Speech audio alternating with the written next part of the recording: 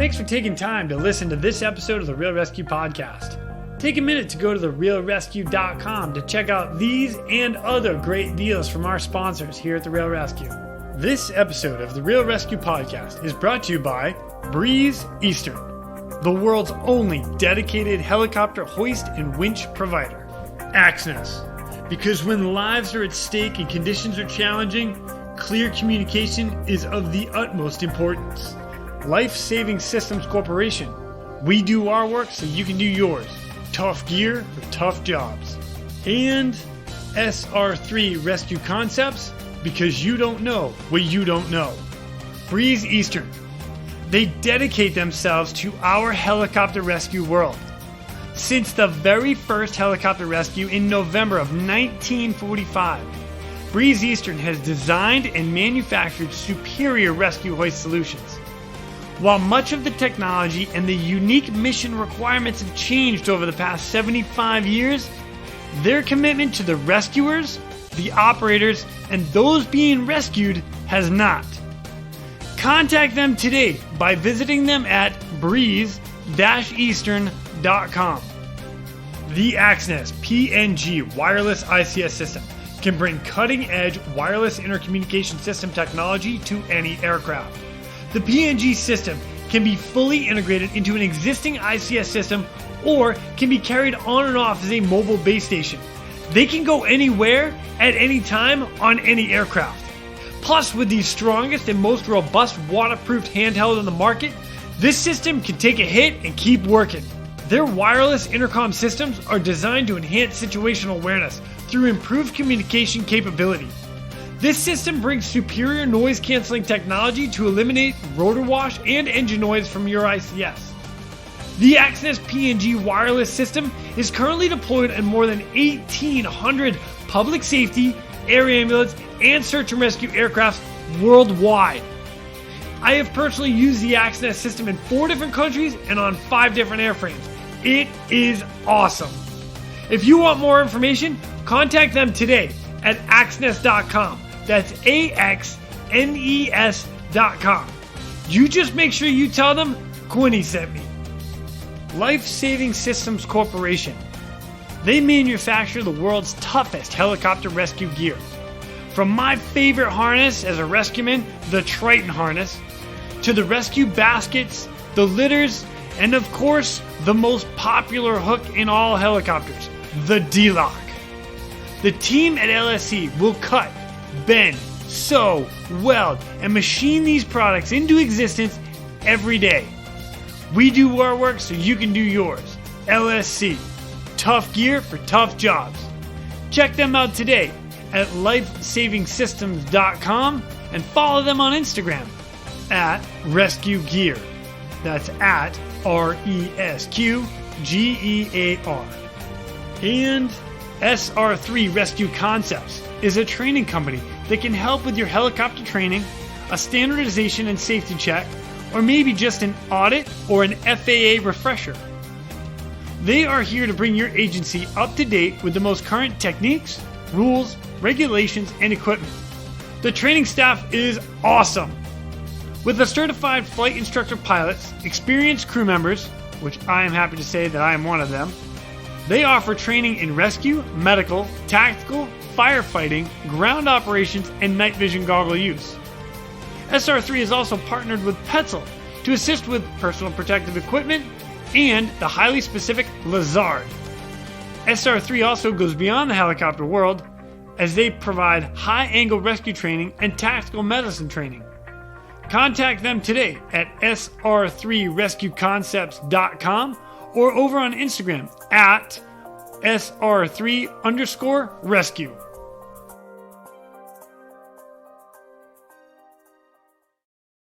In this next upcoming episode, we are joined by a French Navy pilot. The story that he brings to us is crazy, and I'm on the edge of my seat with all these stories to come, but this one in particular sat a little bit heavy with me because when we start talking about things that go wrong in the rescue but end up okay, it's great, but that wrong part is like, game on. Especially one that, like myself, that goes into the water and whatnot. But I'll tell you what, you guys, enjoy this story because it is amazing. So welcome our next guest, Mr. Jean-Baptiste. My name is Jason Quinn. I am United States Coast Guard rescue swimmer number 500. These are my rescues and rescues from those of us that put our lives on the line every day so others may live. This is the Real ResQ Podcast.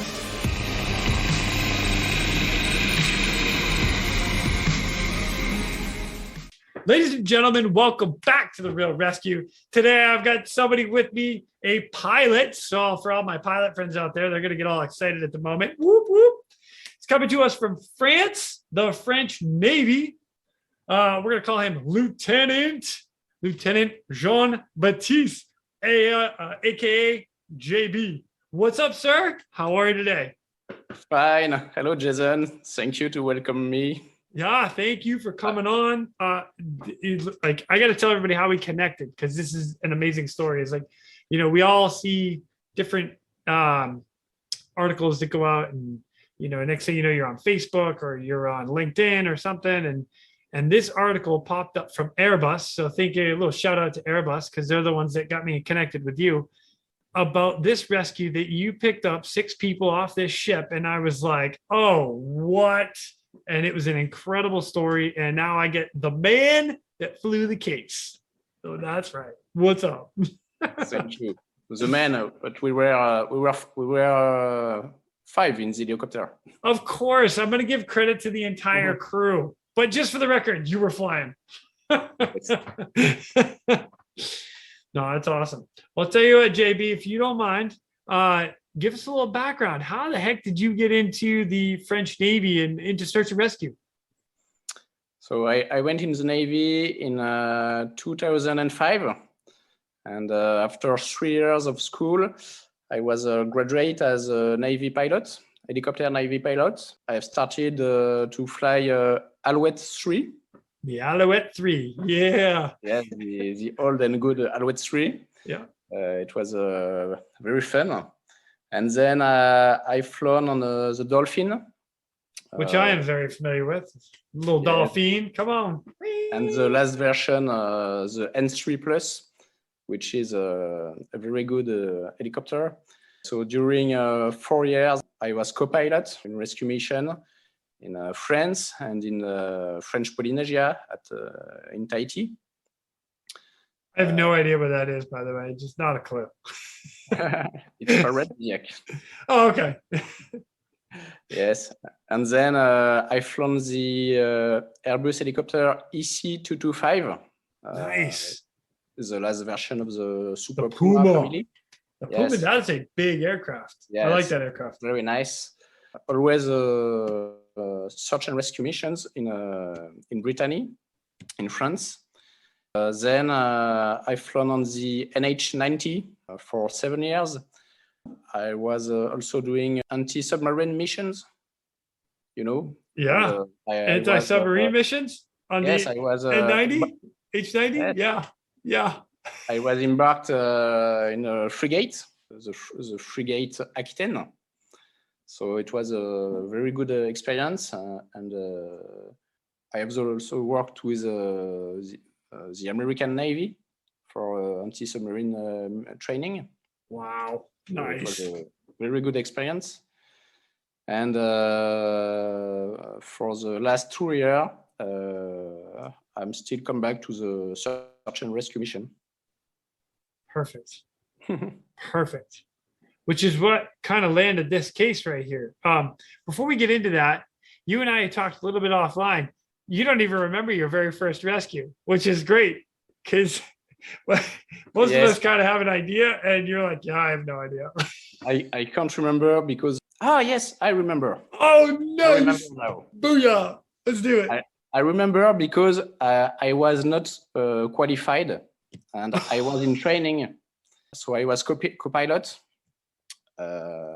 And I was on trying to search the boat we were looking for with the radar, and the weather was completely foggy, and the first echo that I found on the radar was the boat that we were looking for. And the man on the little boat was lost in the fog, and we can winch him. Nice. So that was the first mission. That's perfect. As a co-pilot, not even qualified, picking people out of the fog, off the ship. Love it. Yes. Man, and awesome. Way to get started. Well, I'll tell you what, this case that you guys had, like I said, I picked up the article from in Airbus and they dropped it. This case you had right here, the title of it, December 17th, 2021. That's when it's dated. The NH-90 rescues 6 people in the grip of an offshore storm. The recovery of 6 people from the storm-torn yacht Don Quixote turned into an extraordinary rescue. Lieutenant Jean-Baptiste describes a mission he will never forget. And this is exactly why I have you on. Later down in the article, it actually says, which is awesome. By the end of the day, the winds had strengthened for over the Finney Street apartment and swept relentlessly inland. Further west on the open sea, it was hell for the occupants of the Don Quixote, a 12-meter Danish sailing vessel facing force 7C and 8-meter high waves. 8 meter is ridiculous, especially for a 12-meter boat. Oh my goodness. Shortly after 9 p.m., the vessel was overturned by a breaker and lost its mast. There was only one thing left for the crew to do: activate the distress beacon and wait, hoping the emergency service would be able to face the elements. And in the next few minutes, the CROSS, Regional Operational Center for Monitoring and Rescue, picked up the signal and gave them the alert. The sinking vessel was located 80 nautical miles off the coast, west of the Crozon Peninsula. This was too far for the SM rescue vessel, so the rescue helicopter was the only option. Oh, JB, like, I get this. 8-meter waves, that's crazy. Wow. 24 feet. Yeah, 25 feet, give or take. Those are big waves. Mast, the boats, holy smoke. All right, what's going through? Like, the alarm goes off. What is going? How did it go? Wow. I was very upset because in the afternoon we had the weather brief. I know it was very difficult conditions, and when the MRCC called me, I was looking for the last report. When the MRCC told me that it was a sail ship, 80 nautical miles, I knew that it was in 7 or 8 meter waves, and I said, "Oh no, that's not possible." And we have to go to see. Maybe it was a false alert, like often, but not this time. No, not this time. We have take off 40 minutes after the call. The wind was about 60 knots. We were flying with headwind. Yeah. So our ground speed was only about 80 knots. 80 knot ground speed. That's ridiculous. That's ridiculous for the NH-90. Oh my gosh. So it takes about 1 hour to arrive on the ship. Oh my gosh. All right, so you fly an hour to get out to the ship in a 60 knot headwind. Yes, and the sea was the waves were more and more big. Yeah. As we were closing the ship. So as you're closing in on the ship, the waves are getting bigger and bigger and bigger. Yes. And the helicopter, it was very quiet. Nobody was talking, and like the diver said at the debriefing, we knew what we were going, and we didn't want to go there. Wow! Oh my gosh! And as we arrived near the ship, we detect the distress beacon with the homing. Yep. We have said, "Wow, it's a real distress." And so 3 nautical miles after, we have seen the ship parallel to the wave, and with waves overcoming the ship. And at this time we have seen only two people at the rear of the ship. Yeah. After more and more people were going out of the ship. Oh my gosh. And there were 6 and not only 2. So I can totally see that too. You roll up on sea and they hear the helicopter, like, whoa, we're saved. And everybody comes out of like the woodwork, like, oh, great. And all of a sudden you see 2 people and now it goes to 6 and you're like, oh, okay, time to go to work. And at this time, we were in a hover with the automatic pilot, because to go over the ship, we needed to do this with the winchman trim, because the ship was too small to have a good sight for me. And that was very difficult, because the waves were so big that the helicopter was always climbing and descending. Yeah. The audio alarms were always go on, and we had always the alarm, decision height. Oh my gosh. Yeah. I've never seen this before. Wow. And I think the autopilot of the helicopter is not designed to flew with these conditions. My gosh. Yes. All right. So how did you get into this spot where are the victims jumping into the water to get them out of the water, or did you have not at the beginning? Okay. We have trying for 10 minutes to descend the rescue diver on the ship. The ship was moving too quickly, too fast.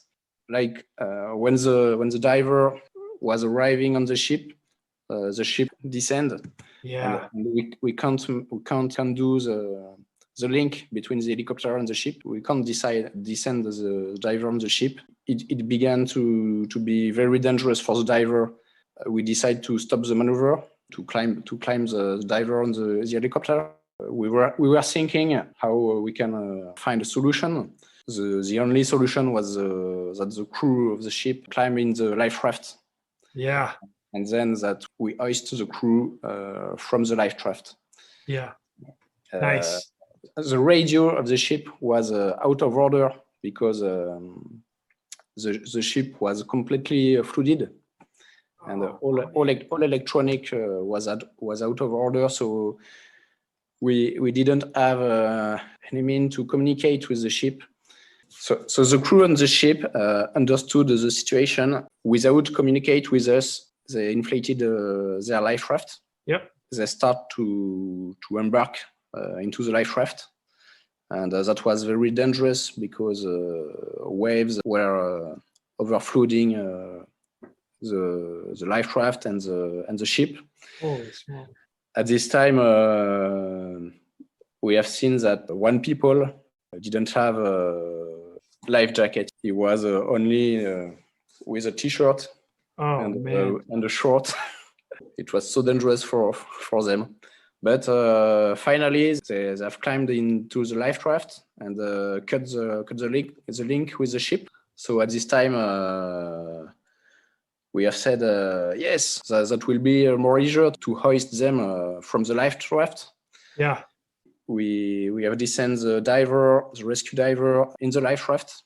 As the rescue diver was strapping the first crew member, a big wave flooded the raft and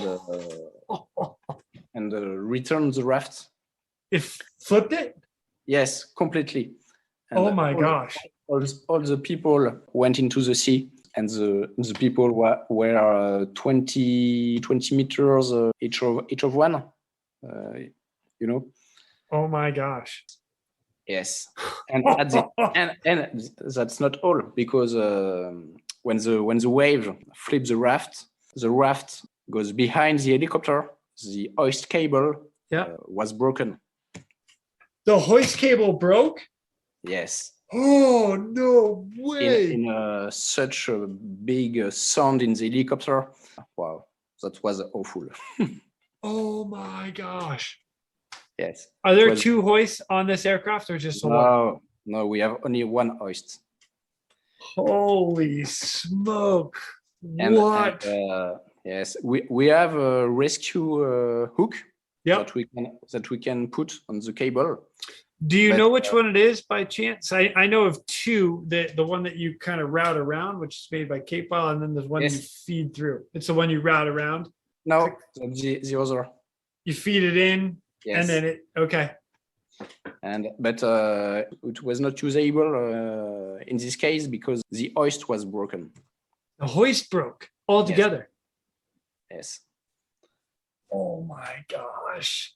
yes, and that's a situation that we have already think about. And the only solution in this case is to give to the man in the water, to the rescue in the water, our life raft, the helicopter life raft. Okay. So that's what we done. And, Holy smoke. yes, and So you just dumped out the crew life raft to the 7 people that are in the water because you have yes, no way to get them out because the hoist cable just broke after the raft flipped and put tension on it. Oh my gosh. What? JB, this is crazy. yes, and the diver was very very brave because he swam to regroup all the crew of the ship, and it was incredible. And we staying over him to light up the scene because the night was falling. When he gets the raft, he succeed to embark all the people in the raft. Yeah. And after that, we had a radio call with him. The radio was the contact was not very good. Yeah. But he understood the situation.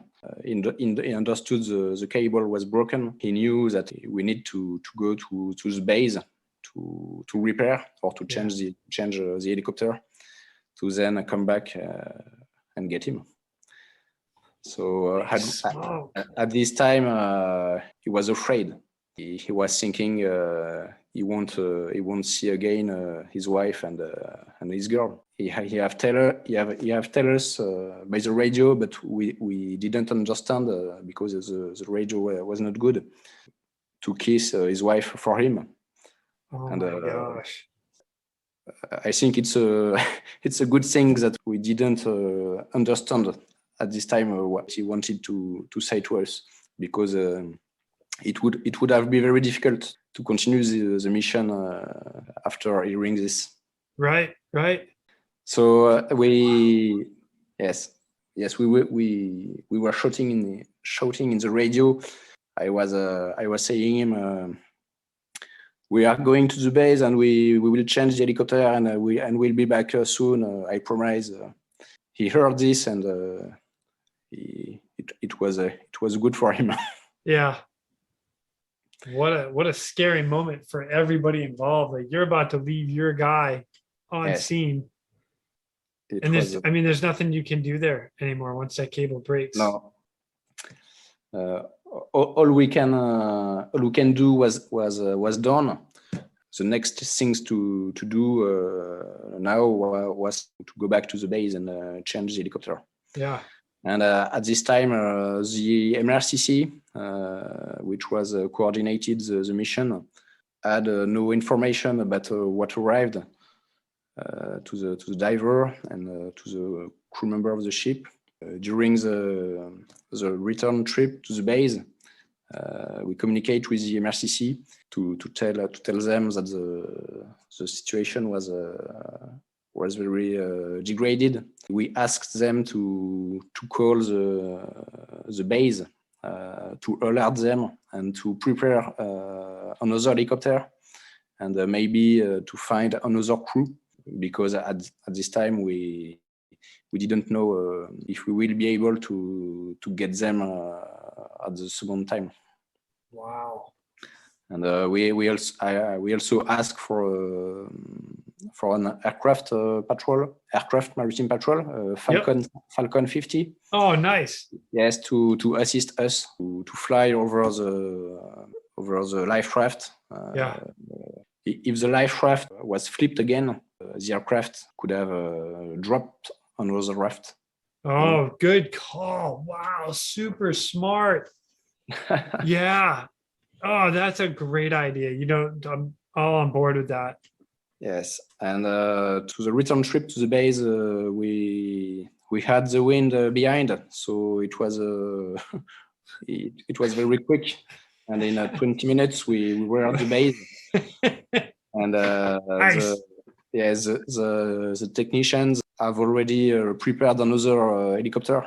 We just had the time to descend of the helicopter to brief the new mission. And I was upset because I didn't know if all the crew members will be okay to go back because it was dangerous. Yeah. And all the crew members wanted to get our diver out of this terrible situation. So there was no question. Yeah. Oh, I think all of us that do that job would be on board. Like, let's go. We got one of our boys in the water with survivors. Yeah, I'm going. Let's go. Load it up. Yes. And the hoisting man, the winchman. Yep, the winchman. Yep. Yeah, the winchman was injured when the cable was broken. Yeah. Because he was holding the cable, Yeah. Yeah. Holding the cable when it broke. Yeah. Yes. The recoil came back at him.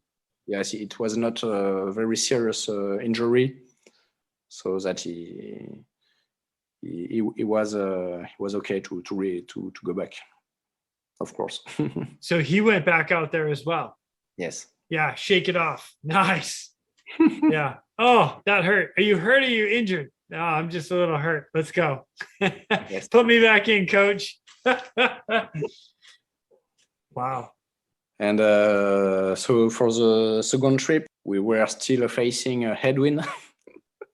So it takes another hour to arrive to the ship, to the life raft. Sorry. Yeah. And this time we succeed to hoist the second diver in the life raft because I think the second life raft was biggest than the first, and that's why he didn't flip like the first one. Nice. Perfect.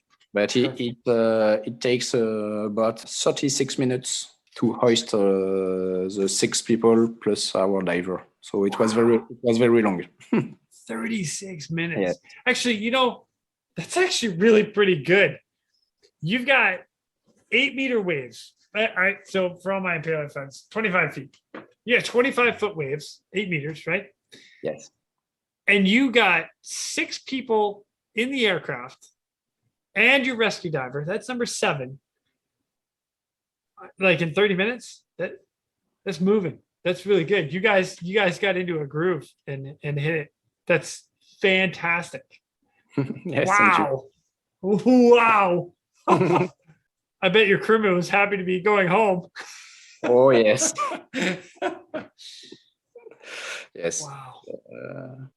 After picking up the crew members and our diver, we were not able to land at the hospital because the wind was too strong and there was too much turbulence. We need to land at the base. Yeah. And the base is not very prepared to take care about so many people. Yeah. Yep. So all the technicians and firemen help us to take care about the crew members. Wow. So that it's one of the most remarkable days for the squadron. Yeah. Incredible. Yes. Incredible. Unreal. Wow. JB, that's an insane, crazy story. Like, awesome job. Awesome. It's you and your whole crew. Your divers, your winchmen, co-pilots. Yes. Wow. When I talk about this story, I still have the Goosebumps. yes. Yeah. Yes. And everybody made it home okay at the end of Yes. the night. But for the diver, it was a bit difficult for him and for his family. Yeah. Because he was really scared about how can this mission would have finished. Right. Wow. But he's okay now. Good. And, That was going to be my next question. Yeah. How's he doing now? He's okay now. And 2 weeks ago, we have done another mission with him, and no problem. No problem. We're resilient. What can I say? JB, that is amazing. That is absolutely amazing. Hats off to you and your crew. 6 people saved. Oh my goodness. Well done, sir. Well done. Thank you very much, Jason. Yeah. Gosh, I gotta let that sink in for a second. I mean, that's not something that you hear about that goes like that every day, you know? Wow. Freaking awesome. Amazing. Amazing. Yes. All right, JB. Well, I'll tell you what, I don't want to end on that because you mentioned you like 1 or 2 more that you have. And I don't know if anything's going to top that because that's an amazing story. So if you want to give us 1 more, I'd love to hear it. Yes, of course. So it was about 10 years ago. I was a co-pilot on the Dolphin. We were looking for a man who went for fishing. He was trapped during the high tide. Tide. Yes. High tide. I got you, JB. Come on. Okay. And his wife was worried to not see him. At this time, we didn't have any thermal camera or night vision Google. Yeah, no thermal, no FLIR, no night vision. Yeah, only searchlight, and we were searching for already 30 minutes, and then we see a little light on the sea, and it was his frontal light, and he was swimming. He was trying to not to sink, and it was in the winter. It was in January. Oh my gosh! The temperature of the water was about 8 degrees. Oh my gosh! Yes. That's super stupid cold. Yes, and he was swimming maybe for 1 hour, and we succeed to winch him. He was nearly to die. He was so cold, you know. Totally hypothermic. Yes, super cold. Hypothermic. Yes. Yeah. Correct. I think we really saved his life. He was very grateful after, and we keep in contact a few days after. Oh, that's awesome! Nice. Well done, sir. Thank you, JB. These stories are insane. Mad props. This is a good job to you and your crews for the success of those 2 missions. That first one that you gave us, the 6 people in the raft, broken cables, flipped over rafts and boats and 2 helicopters. That's just, wow. That does not happen every day. And you guys did an amazing job. So well done, sir. Well done. Thank you very much, Jason. You're very welcome. I will be in touch with you. And, when I come to France, hey, maybe we can meet up in Paris. I'm just saying. Yes. Yeah, I might be buying you a bottle of wine. Hey, come on. Right on. Well, thank you again, sir. I appreciate this. It was wonderful. Thank you, Jason, and congrats for your podcast. Thank you so much. I appreciate that. And with that, ladies and gentlemen, we are out of here. Go. Thank you for tuning in. We hope you enjoyed this episode of the Real ResQ podcast. Please take a minute to like, subscribe, and hit that share button. I'm pulling chocks and taking off. But before I go, if anyone out there has a rescue story they would be willing to share, I would be humbled and honored to have you on as a guest. Or if you have any questions about rescue or anything else we talk about here, send an email to jason@therealresq.com. That's Jason at TheRealResQ.com. You can also check us out on our web pages, therealresq.com, our Facebook page, and our Instagram page @TheRealResQ. Again, a special thank you to all of you staying on the watch today. Always remember, when that SAR alarm goes off, those in distress are praying for a miracle. They are going to get you.